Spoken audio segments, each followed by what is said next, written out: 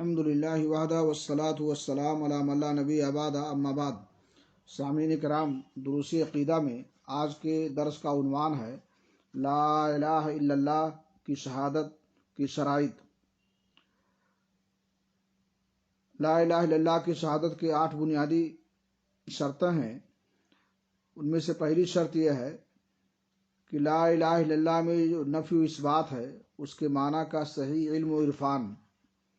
قرآن کریم میں اللہ رب العالمین نے فرمایا الا من شہد بالحق وہم یعلمون، جو لا الہ الا اللہ کی شہادت دے اس کے ساتھ اس کے معنی کا قلبی علم و عرفان بھی اسے حاصل ہو، صرف زبان سے کہے ایسی بات نہ ہو۔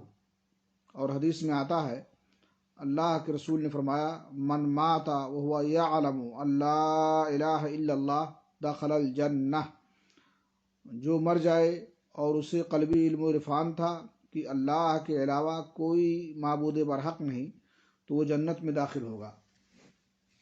دوسری شرط ہے یقین، یعنی یقین کے ساتھ شک کیے بغیر اس کی شہادت دے۔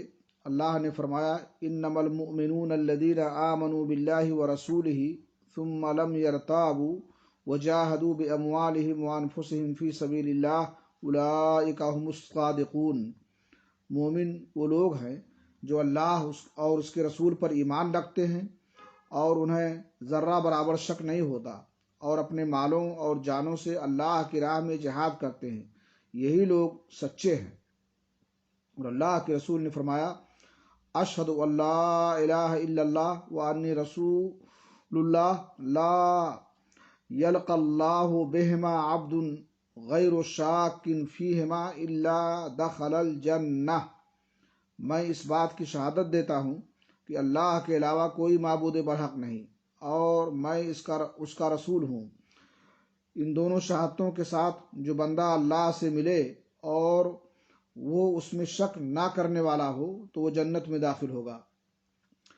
ابو ہریرہ رضی اللہ عنہ نے فرمایا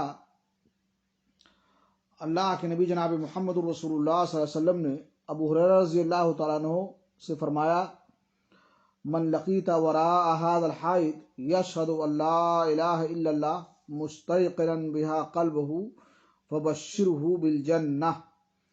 اس باغ کے پیچھے جس سے بھی تمہاری ملاقات ہو اور وہ لا الہ الا اللہ کی اپنے دل سے کے یقین کے ساتھ شہادت دیتا ہو تو اسے جنت کی بشارت سنا دو۔ تیسری شرط ہے اطاعت و فرمانبرداری۔